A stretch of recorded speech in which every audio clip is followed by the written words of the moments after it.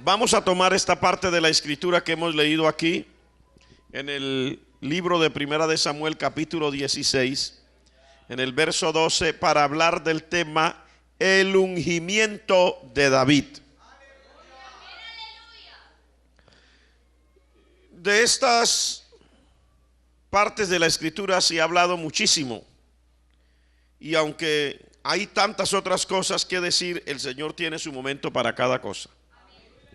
Entonces yo quiero hablar de esto hoy, porque aunque estaba pendiente con otra cosa, el Señor me dirigió a que hablara de esto hoy. Sabe que no es casualidad cuando Dios le da a uno una palabra. El sábado el Señor nos dio una palabra. Estábamos en un retiro de 3 días aquí en la iglesia que fue maravilloso.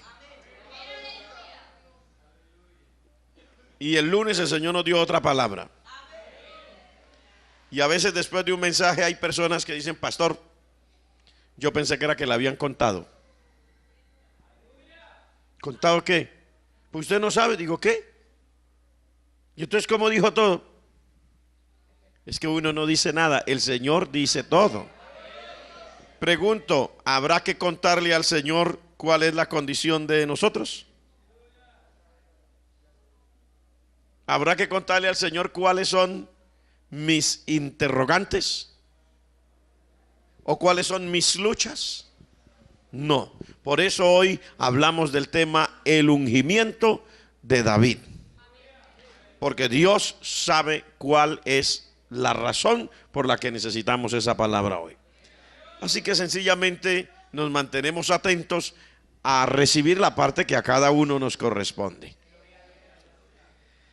Yo quiero ir mirando detalladamente, aunque no tengo muchos puntos para hoy, solamente tengo 5.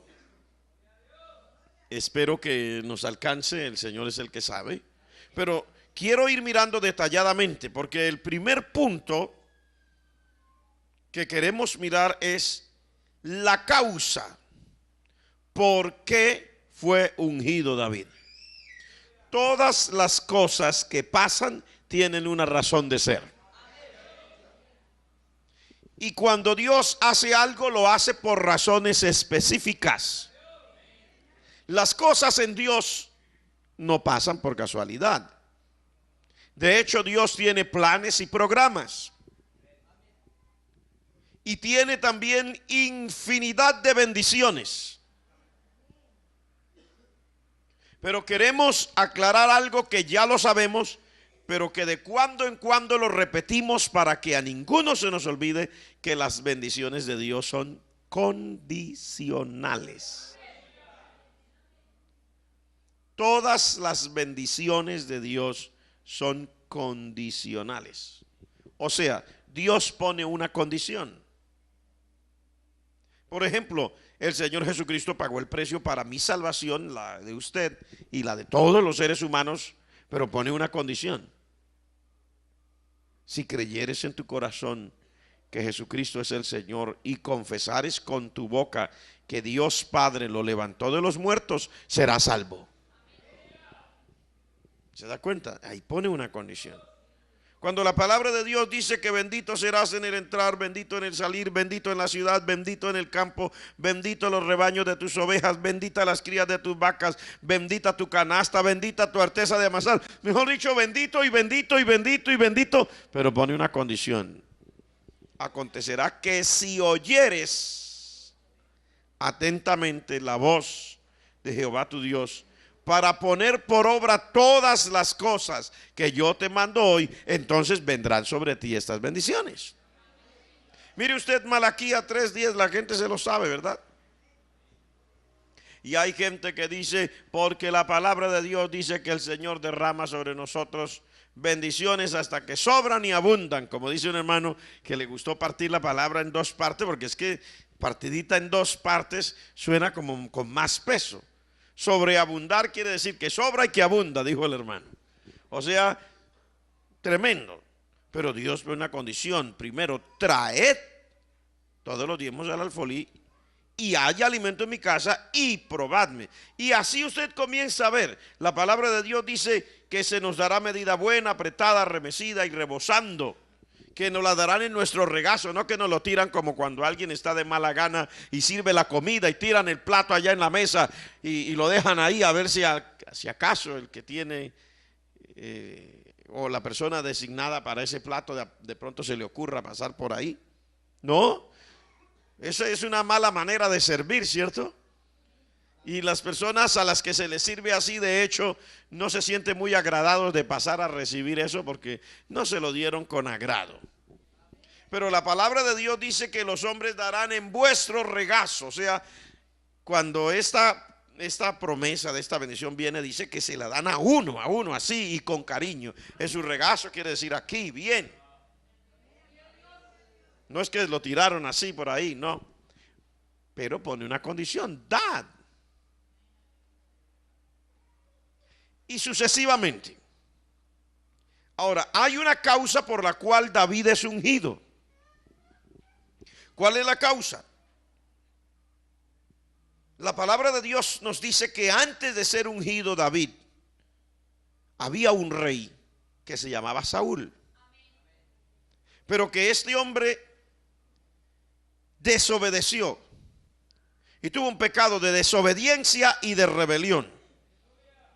El día que ya llena totalmente la medida y que el Señor ya decide no más, sucedió esto. Y Samuel dijo: se complace Jehová tanto en los holocaustos y víctimas como en que se obedezca a las palabras de Jehová. Ciertamente el obedecer es mejor que los sacrificios, y el prestar atención mejor que la grosura de los carneros. Porque como pecado de adivinación es la rebelión, y como ídolos e idolatría la obstinación.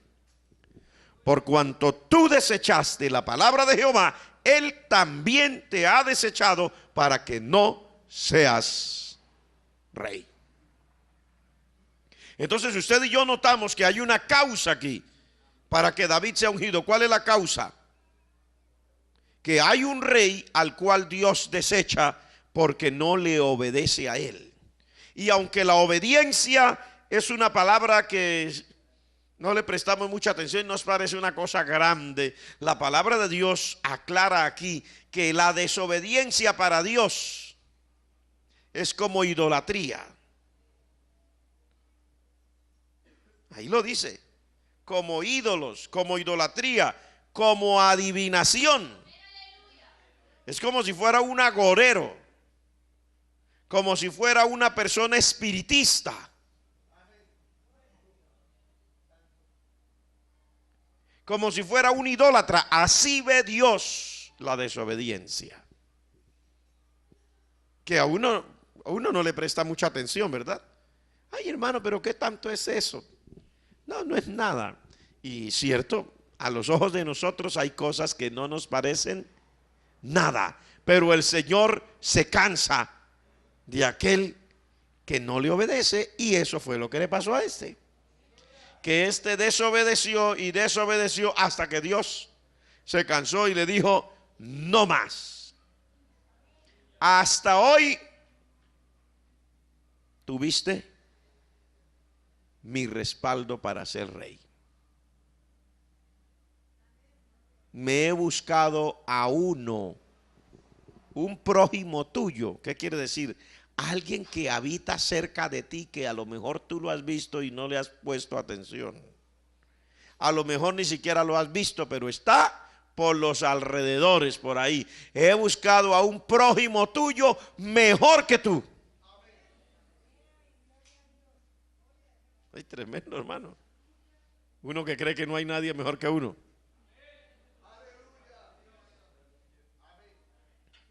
Siempre nos pasa eso. Creemos que no hay nadie mejor que uno. Si yo soy comerciante, no hay nadie mejor que yo. ¿Ah? Si tengo hijos, no hay hijos más elegantes que los míos. Y así sucesivamente. Si oro, pues nadie sabe orar como yo. Pero Dios le dijo a Saúl: no, hace rato yo conozco uno mejor que tú. Y como tú no has hecho obediencia, pues voy a buscar a ese que es mejor que tú y lo voy a poner. Entonces la causa de que este hombre, David, es ungido es porque hay otro que desobedece, que es desechado por su desobediencia, por su rebelión, por su obstinación. Y eso me hace recordar a mí una parte en la escritura cuando Juan el Bautista está hablando. En San Mateo, si no me equivoco es el capítulo 3, porque no lo tengo escrito aquí, solo que el Señor me lo trae a la memoria. Y dice Juan el Bautista: ya el hacha está puesta a la raíz. ¿De cuál árbol? De todos los árboles. Por tanto, todo árbol que no dé buen fruto es cortado y echado en el fuego. Y esa es una realidad que a ninguno nos gusta. ¿Cuál realidad? Saber que uno anda con el hacha puesta a los tobillos. No es que el día que uno se cansó de ser fiel, traen un hacha y lo cortan. No, cada uno de nosotros caminamos con el hacha puesta ahí. No lo digo yo, lo dice Dios. ¿No lo cree? Si usted no lo cree, oigamos textualmente al Señor para que lo creamos. ¿A cuánto le gusta saber que andan con un hacha ahí?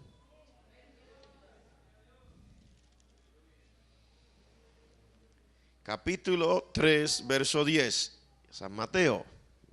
Y ya también el hacha está puesta a la raíz de todos de los árboles. Por tanto, todo árbol que no da buen fruto es cortado y echado en el fuego. Mire, yo le voy a decir una cosa que es estremecedora, pero póngale cuidado a esto. Dios tiene puesta el hacha siempre a la raíz de los árboles. Más que eso, escuche esto. Uno tiene su reemplazo.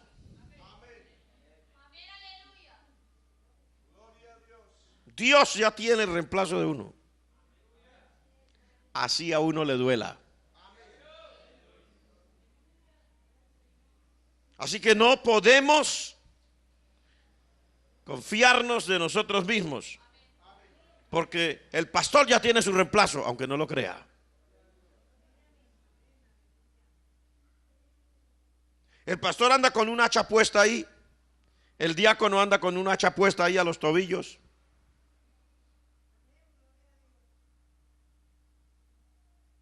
El ujier anda con un hacha puesta ahí. El director del departamento de escuela dominical anda con un hacha ahí.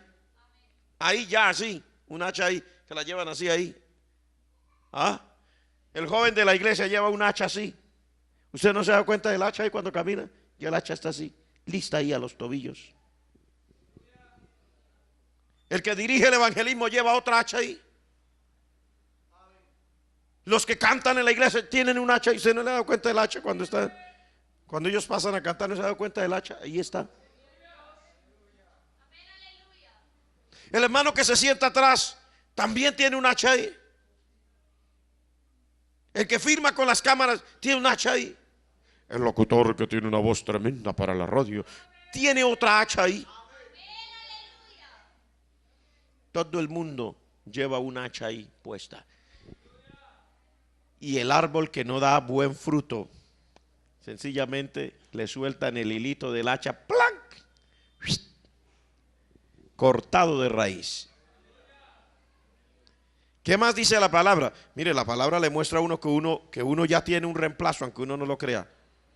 Porque Saúl tenía un reemplazo. Dios se lo dijo: hay un prójimo tuyo mejor que tú. Y él ni siquiera sabía quién era. Elías tenía un reemplazo. Y él decía, mire lo que decía Elías: han matado a todos tus profetas y solo yo he quedado. Y me buscan para quitarme la vida. Y Dios le dijo: falso, devuélvete por el camino, porque yo haré que queden en Israel 7,000 que tú no has visto. Ellos están ahí. Siempre han estado ahí. 7,000 que tú no los veas es otra cosa.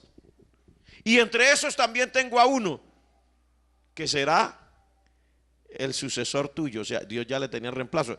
Y me hace el favor y va y lo busca en Abed-meola. Y se llama Eliseo, es hijo de Safat. Le dio nombres y apellidos y todo. Y Elías no había pensado quién era su reemplazo, pero él lo tenía. Moisés no sabía que su reemplazo lo llevaba al lado todo el tiempo. Le ayudaba a llevar la maleta, le ayudaba con los paquetes, le ayudaba a escribir por ahí lo que necesitara, que una agendita, lo que sea. Lo llevaba todo el tiempo ahí. Hasta la gente había pensado: pobrecito ese señor que se llama Josué, toda la vida ahí, lleve paquetes y recoja aquí, recoja allá, y haga aquí, y haga allá. Y mire, no es cuando va a prosperar ese muchacho al lado de ese señor. Imagínese si habla con Dios cara a cara. Cierto que cuando uno es ayudante de alguien que habla con Dios cara a cara, uno dice: aquí no hay nada, aquí no hay oportunidad. Pero todo el mundo tiene su reemplazo ahí. Dios lo tiene ahí. Gloria al nombre del Señor. Dios tiene el reemplazo de uno ahí. Saúl tenía su reemplazo y cerquita de donde él vivía. Y yo le puedo seguir hablando a usted. Siempre ha habido reemplazos. Siempre. Y Dios tiene el reemplazo de uno, mi hermano. Así que hay que comportarse bien. A veces nosotros creemos que si nosotros sacamos el cuerpo a algo, que qué pérdida tan grande para el Señor, ¿cierto? Pobrecito el Señor, tanto que va a sufrir ahora hasta que busque y encuentre a alguien que sea capaz de hacer lo que yo estoy haciendo. Qué terrible la realidad, ¿no? Cuando es al contrario, el Señor hace rato tiene preparado a uno mejor que uno que está ahí. Está en lista de espera. Hay gente que es mejor que uno y está en lista de espera y Dios los tiene por ahí. Así le duela a uno, hermano. Así le duela a uno. Dios tiene uno mejor que uno en lista de espera. Usted cuando usted va al aeropuerto, que usted sabe que el avión está lleno, le dice: quédese en lista de espera. Ya pagó el pasaje, ya está. No es sino que digan: queda un cupo, y lo ponen a usted ahí enseguida. Y hay gente que se duerme, que ya tenía la confirmación del pasaje y se duermen hasta tarde y no pusieron el reloj y llegan tarde al aeropuerto. Y cuando llegué, pero yo tenía confirmado, Señor, había uno en lista de espera. Y como usted no llegó rápido, ya ese señor está ya sentado. Ahora es usted el que quedó por fuera. Y a David lo ungieron precisamente por eso. Porque Dios lo tenía ya en la lista de espera. Y este otro no sabía que Dios tenía uno en la lista de espera mejor que él. ¿Y qué diremos de nosotros?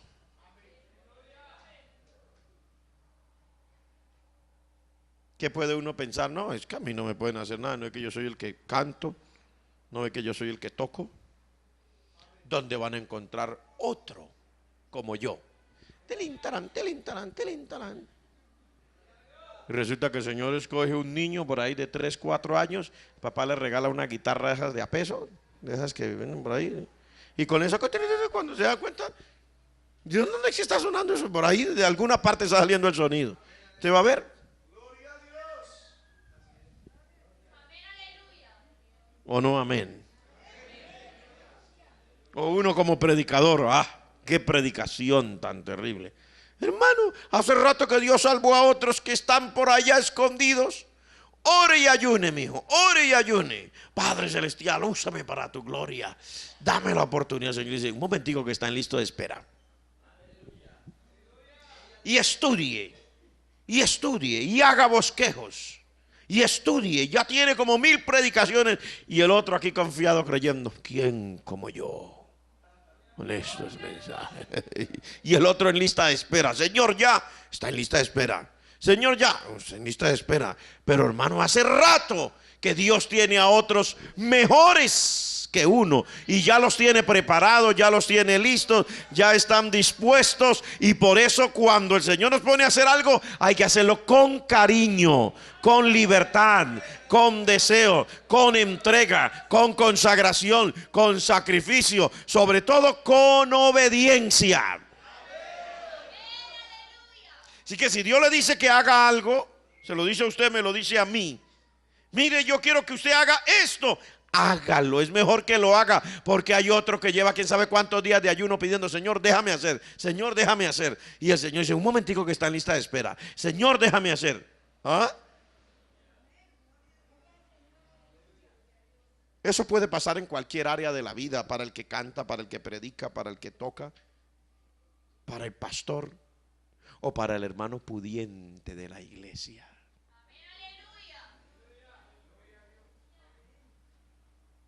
Porque Dios tiene gente que cuando los llamó les dijo, usted sabe para qué lo voy a poner aquí, lo voy a poner para que usted prospere en la parte material, para que usted apoye mi obra. Sí, hay gente que Dios la tiene para eso. El Señor le dice, espero que dé, mi hijo, que yo le doy. Mire que se va a hacer esto, mire que se va a construir el templo, mire que se va a hacer aquello. Dé, porque para eso es que yo le doy. Pero si en algún momento uno dijera, ya he dado bastante, ahora que den otros, allá atrás viene otro en lista de espera, ¿cierto? Señor, prospera tu siervo, Padre. Tú me conoces y sabes mi corazón que estoy, Señor, deseoso, Dios mío, de que me des, porque yo quiero ayudar a hacer, aunque sea 3 columnas del nuevo templo.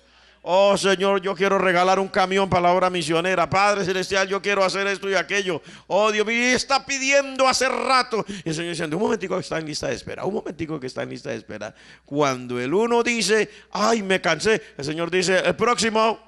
Y este comienza a sentir cómo se le cierra la llavecita, y el otro comienza a sentir cómo se abren las mangueras del cielo.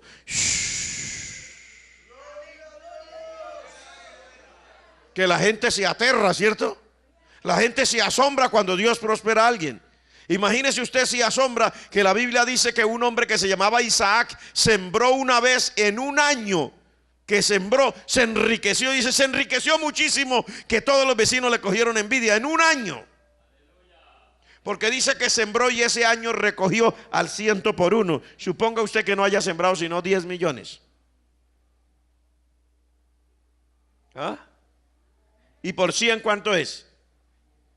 1000. Sembró 10 millones y cosechó 1000. Que se le hayan ido en insumos 40 millones. Que haya completado la carga de 50 millones y le quedaron 950 de ganancias. Como para el desayuno, dijo alguien. ¿Y usted cree que Dios no tiene el poder para hacerlo? ¿Cuántos creen que Dios tiene el poder para hacerlo? Levante la mano que creen que Dios tiene el poder para hacerlo. Pero hermano, puede pasarle a uno en cuántas áreas.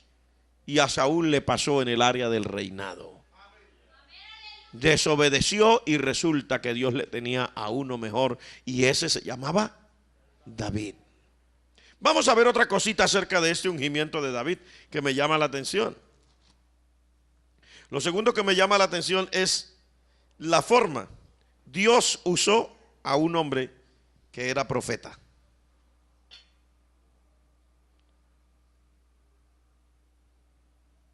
Dijo Jehová a Samuel, ¿hasta cuándo llorarás a Saúl habiéndolo yo desechado para que no reine sobre Israel? ¿Hasta cuándo?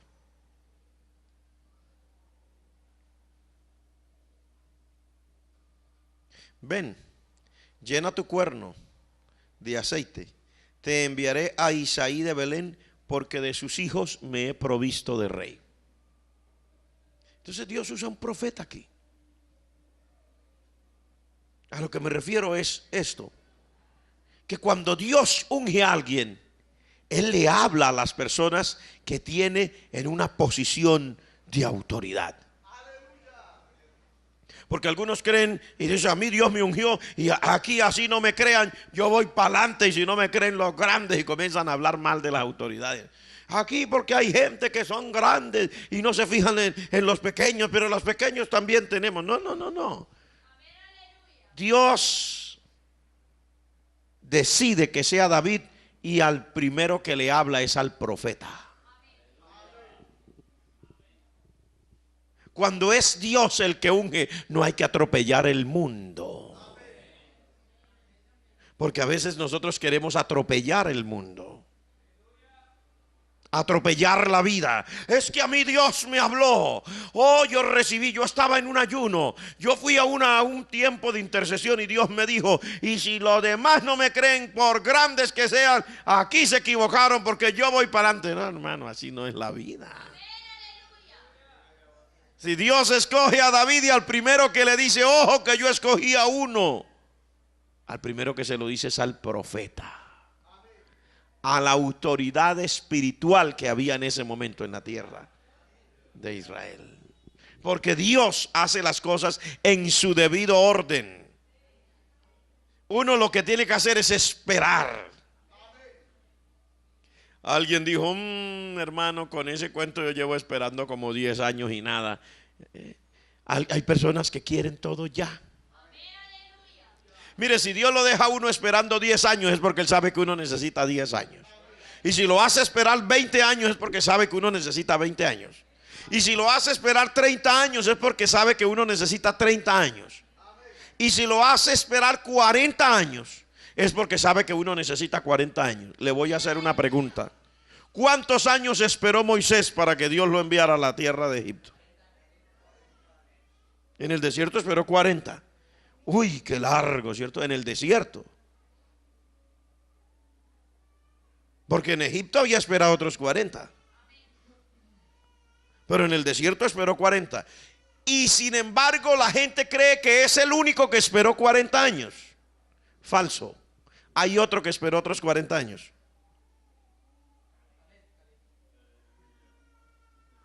No. Josué.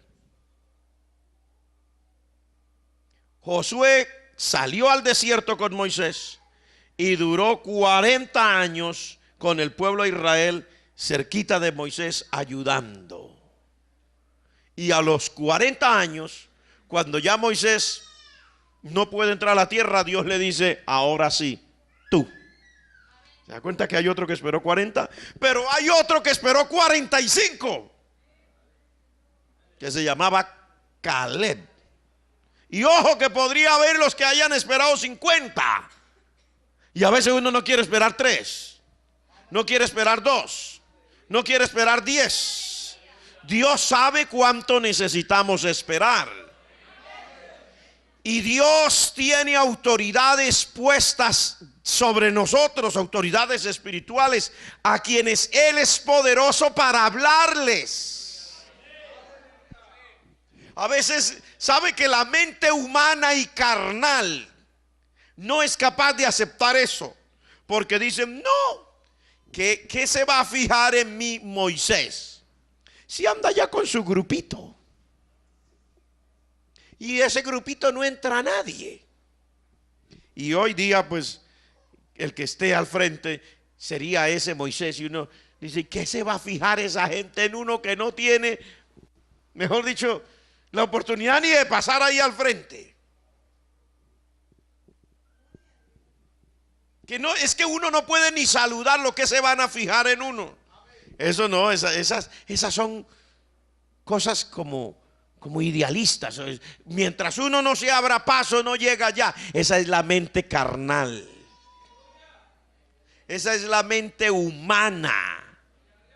Esa es la mente que hace las cosas por su cuenta.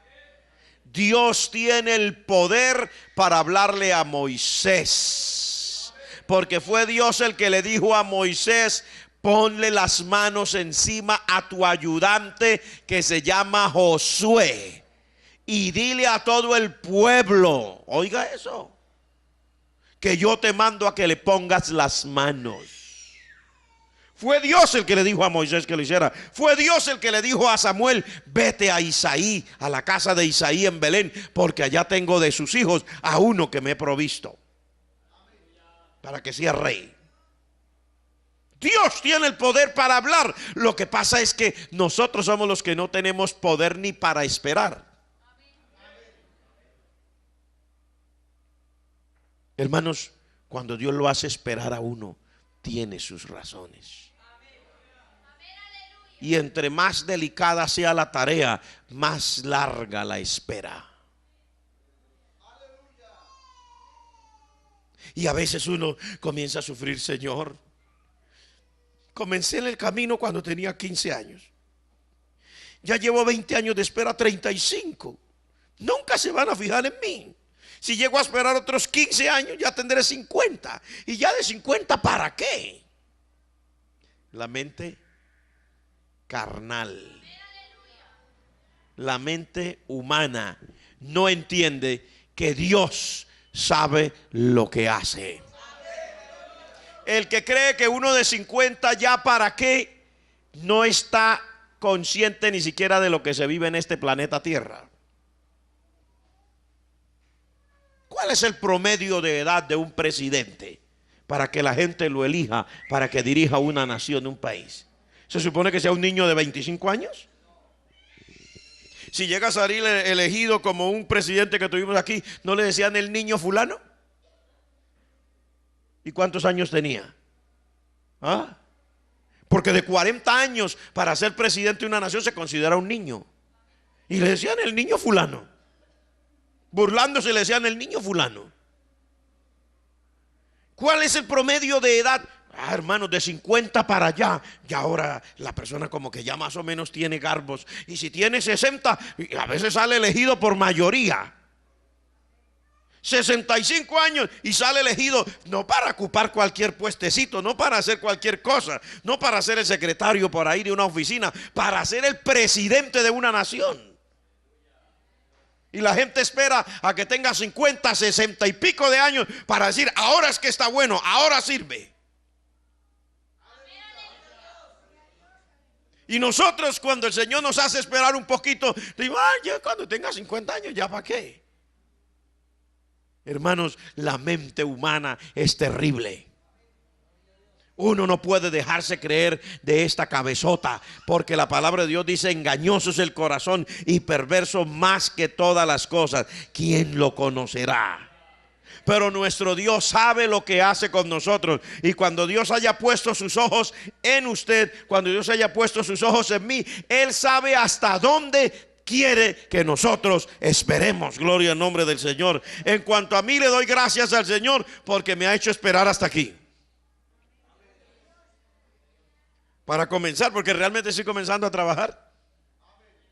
O sea, yo me doy cuenta que estoy comenzando a trabajar. Y me ha hecho esperar hasta aquí. Y yo digo gracias. Y yo me levanto y oro y muchas veces digo gracias, Señor, por haber esperado hasta aquí para ponerme a trabajar realmente, que yo sienta que estoy comenzando a trabajar. Ahora entiendo que puedo trabajar. Yo no sé cuántos años, usted sabe, pero de todas maneras el Señor sabe lo que hace. Él sabe lo que hace. Dios tiene el poder para hablarle, hermanos, es que es asombroso. Dios tiene el poder para hablarle de la manera que usted menos espera. ¿Cómo lo va a conectar a usted Dios con alguien? Con alguien que usted cree inalcanzable. Con alguien que usted dice, si algún día lo llegara a saludar, sería para mí un privilegio que le llegara a dar la mano y decirle Dios lo bendiga. Porque en foto tal vez. ¿Y cómo Dios hace que llegue allá? Dios usa sus métodos. Y Dios tiene su gente. No se le olvide que Saulo de Tarso quería ir a saludar a los apóstoles y nadie lo quería por ahí en Jerusalén. Dijeron, cuidado que ese señor es peligroso. Ese se disfraza como ángel de luz, pero ese es el diablo. Ese se lleva a todos los cristianos que puede y los pone en la cárcel. Y a los que puede los mata. Mucho cuidado. Pero había un hombre que se llamaba Bernabé. Y Bernabé un día vio a Saulo de Tarso por ahí, que ya se había convertido, y le dice: Dios lo bendiga a usted. Como que se le nota que ya entregó su vida a Cristo. Oh, claro. Y es que lo trae por aquí. Dice: aquí orando y ayunando con ganas de ver a los hermanos que están al frente de la obra. Pero dijo: siga orando, hermano, siga orando. Y lo dejó orando y se fue y habló con nosotros. Oiga, yo veo por ahí un muchacho que tenía mala fama, pero lo veo como que a mí me gustaría que ustedes de todas maneras lo saludaran. A mí me parece que el hombre ha tenido una experiencia. Y Saulo de Tarso orando no sabía que el otro estaba hablando por él. Y fue Bernabé el que lo trajo y se lo presentó a los apóstoles. Bernabé. Dios tiene su gente, mi hermano. Dios tiene su gente y sus métodos. Levante las manos si usted cree que Dios tiene su gente y sus métodos. Levante las dos manos que cree que Dios tiene todo el poder para hacer todo lo que Él quiere con su vida. Todo lo que Dios quiera. No trate de hacerlo usted, no trate de hacerlo yo. Dejemos que Dios haga. David fue ungido y Dios le habló al profeta y Dios le dijo: vaya. Y el profeta fue. Lo tercero, mire, es que el ungimiento de David estuvo rodeado de santificación y de sacrificio. Mire esto. Y dijo Samuel, verso 2: ¿cómo iré? Estamos en el capítulo 16. Si Saúl lo supiera, me mataría. Jehová respondió: toma contigo una becerra de la vacada y di: a ofrecer sacrificio a Jehová he venido. Y llama a Isaí al sacrificio, y yo te enseñaré lo que has de hacer, y me ungirás al que yo te dijere. Hizo pues Samuel como le dijo Jehová, y luego que llegó a Belén, los ancianos de la ciudad salieron a recibirle con miedo. Al profeta le tenían miedo, sí, ¿por qué? Sabían que este hombre no jugaba. Si este hombre hablaba, el asunto era difícil. Porque ellos eran de aquellos que habían estado entre los que pidieron rey para Israel. Y ellos habían estado en la oración que hizo Samuel. ¿Se acuerdan de esa oración? Ustedes han cometido un pecado con pedir rey. Yo oraré ahora a Jehová, y aunque es el tiempo de la siega, Jehová va a enviar una gran lluvia. Y oró y tronaba, y hermano, caían centellas y rayos y de todo, y lluvia, y esa gente le dio miedo y dijeron: ay, tenga misericordia, ore a Jehová que no nos mate. Y por eso aquí le salieron otra vez, cuando el hombre viene llegando a la ciudad, le salieron. Eran parte de aquellos que habían visto lo otro. No era una historia, era la experiencia. Y le dijeron, ¿es pacífica tu venida? ¿Vienes en paz? Porque, hermano, encontrar a un hombre de verdad de Dios, que no venga con la paz de Dios, sino que por orden de Dios vaya a venir sin la paz. Esta gente sabían, ellos estaban avisados. Samuel, el hombre es respetable, ese hombre es de Dios. Cuando ya le dijeron es de paz, entonces quedaron tranquilos. Siga pues. Dijo: no, es que yo vengo a ofrecer un sacrificio. Hágame el favor, se santifica a todo el mundo.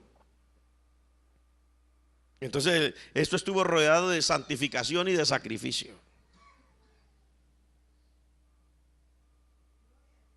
Porque déjeme decirle que cuando se trata de Dios, que es Dios el que está obrando, esto no se hace con métodos humanos. Esto no se hace creando nuevos sistemas.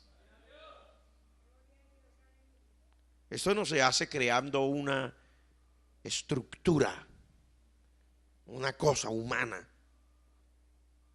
Esto se hace en medio de lo que Dios ordena. Ahí lo que había era santificación y sacrificio. Que yo, al estudiar todo esto, cuando el Señor me inspiró a que hablara de esto y estaba estudiando, me doy cuenta que al mismo tiempo varias de las cosas que sucedieron durante el ungimiento de David vinieron a ser proféticas. porque realmente vinieron como a predecir lo que iba a ser de su vida de ahí en adelante.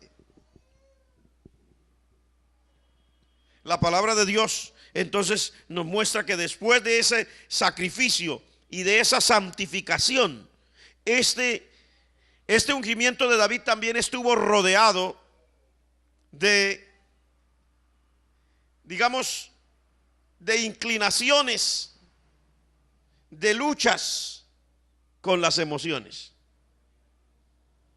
Porque ya la gente se santifica y ya la gente viene al sacrificio y ahora encontramos las emociones que están en pugna.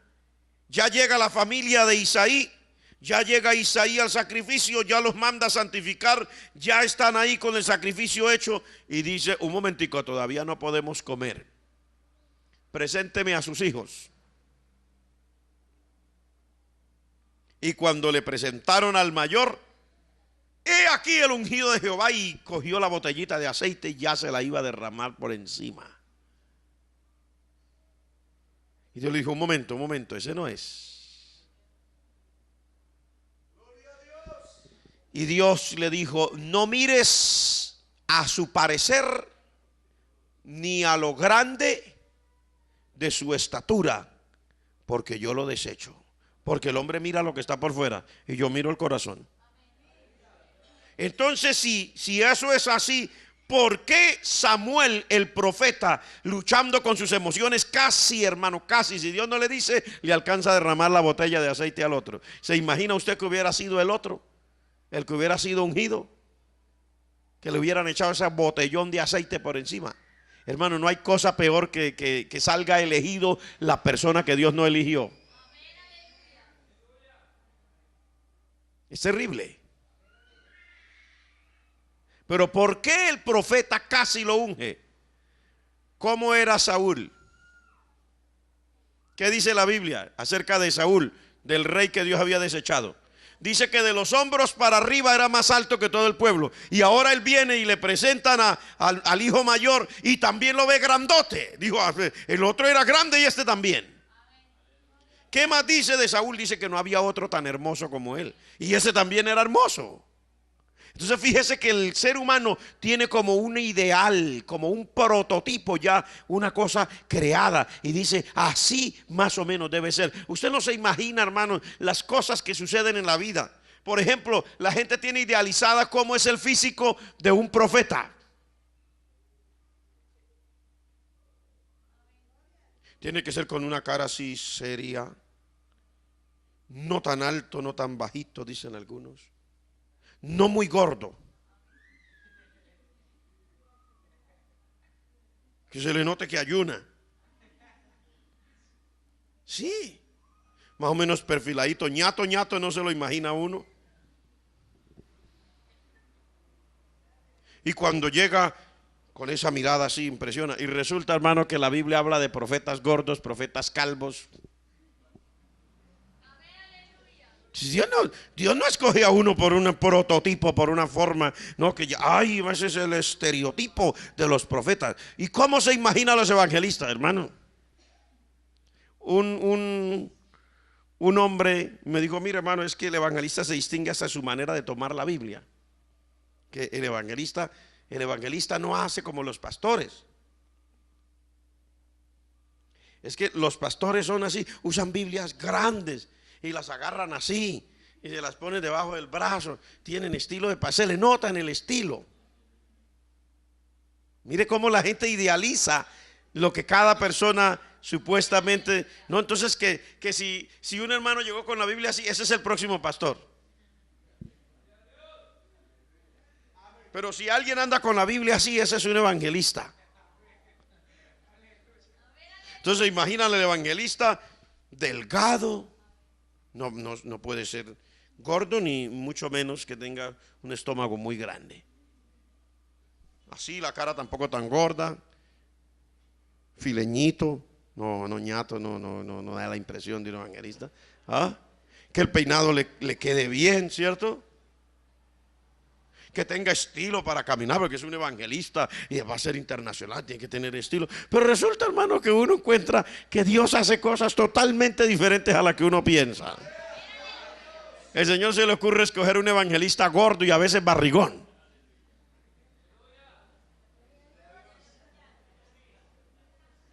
Y Él sabe lo que hace.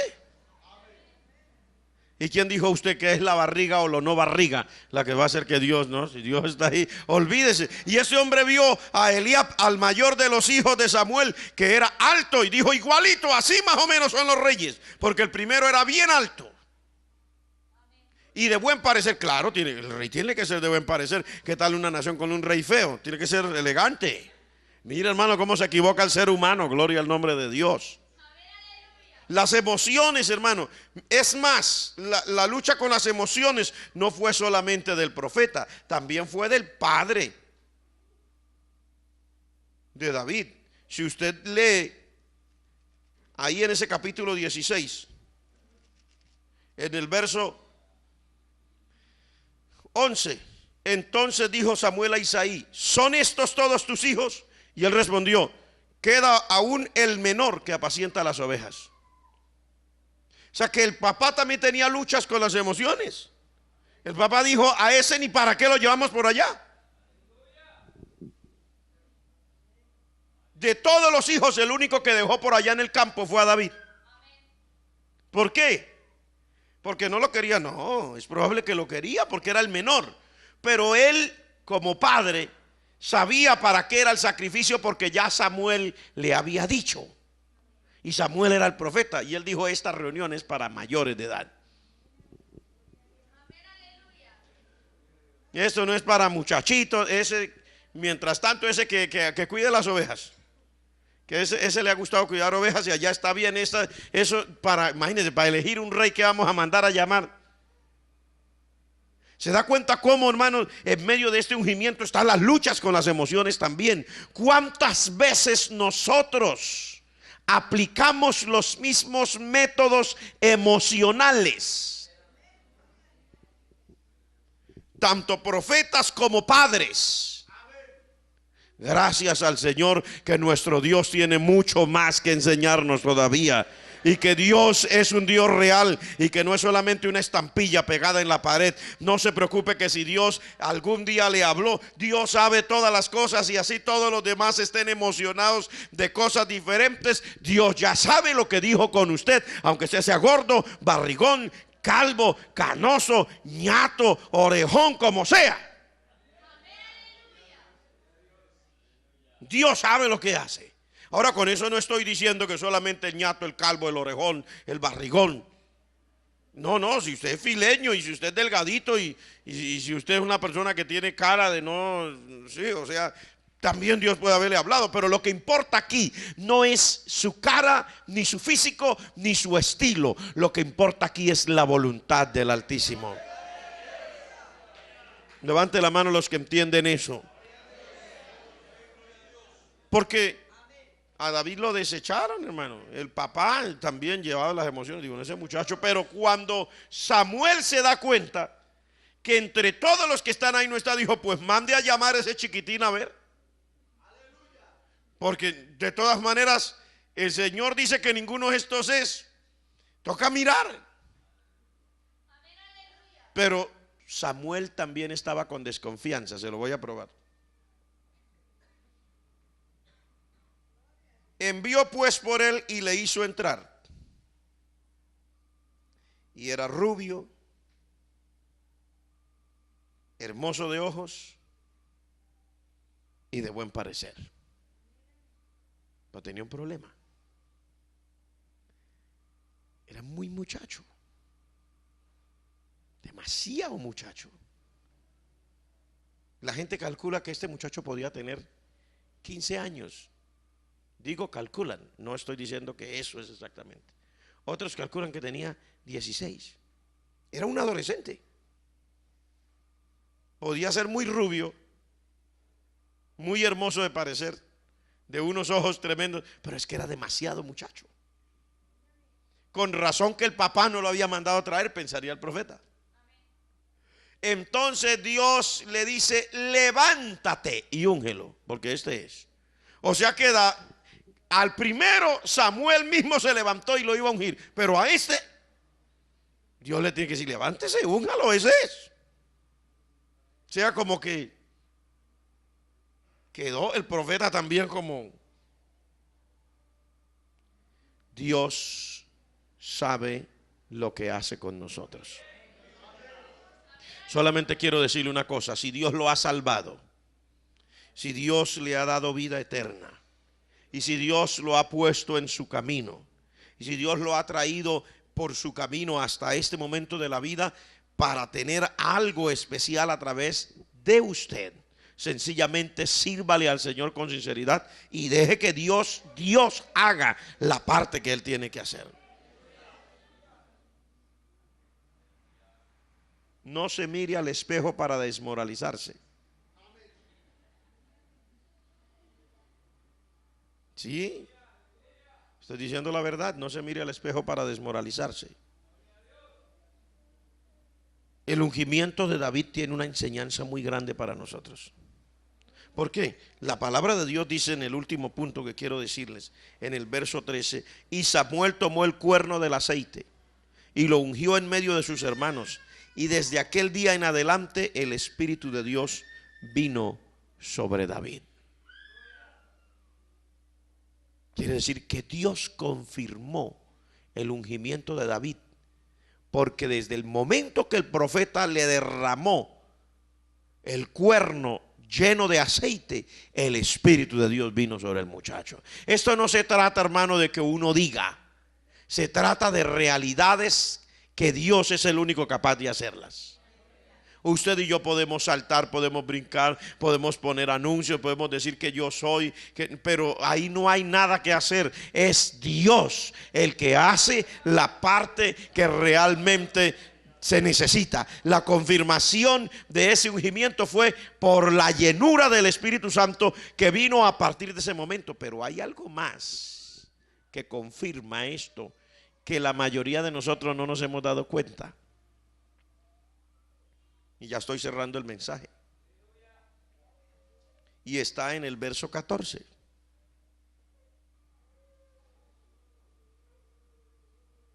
Léalo y mirará qué dice. El espíritu de Jehová se apartó de Saúl y le atormentaba un espíritu malo de parte de Jehová. Mire qué cosa. En el momento que Dios envía al profeta y el profeta unge a David, el espíritu de Jehová se apartó de Saúl, pero cayó sobre David. Y no es que Dios no tenga el poder para que el uno esté ungido y el otro también. No vaya a malinterpretar eso. Pero como Dios dice, por cuanto tú desobedeciste y desechaste la palabra de Jehová, entonces yo me he buscado a uno mejor que tú para que sea rey en tu lugar. Entonces Dios confirma el ungimiento de este nuevo. ¿Cómo? Quitándole la unción al otro. Tremendo, asombroso, hermano. O sea, cuando uno no mira estos detalles, uno le pasa inadvertido. Pero cuando uno mira estos detalles, uno dice, oiga, de verdad que el Señor es el dueño de su obra. De verdad que Dios es el dueño de su obra. Le quitó el espíritu al otro. Dice, el espíritu de Jehová se apartó de Saúl. Pero dice, el espíritu de Jehová vino sobre David. Entonces, qué confirmación tan terrible. Como el otro, Dios lo ha desechado, sencillamente dice, ahora verá, le voy a probar que lo mío es mío. Unjo a este y le quito mi espíritu al otro. Y efectivamente así fue. Le quitó el espíritu de Dios. La unción que había sobre Saúl se le acabó ese día.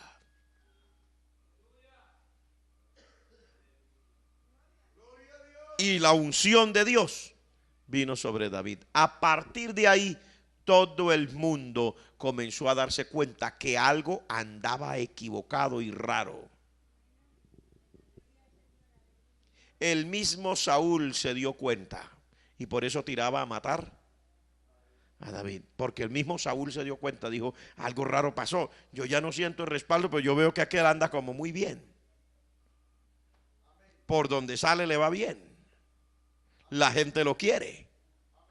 La gente de alguna manera se inclina hacia él. Pero yo noto que a mí como que a rato se olvidan de mí. Tremendo. El ungimiento de David, mi hermano. Yo quiero en esta noche que hagamos una oración.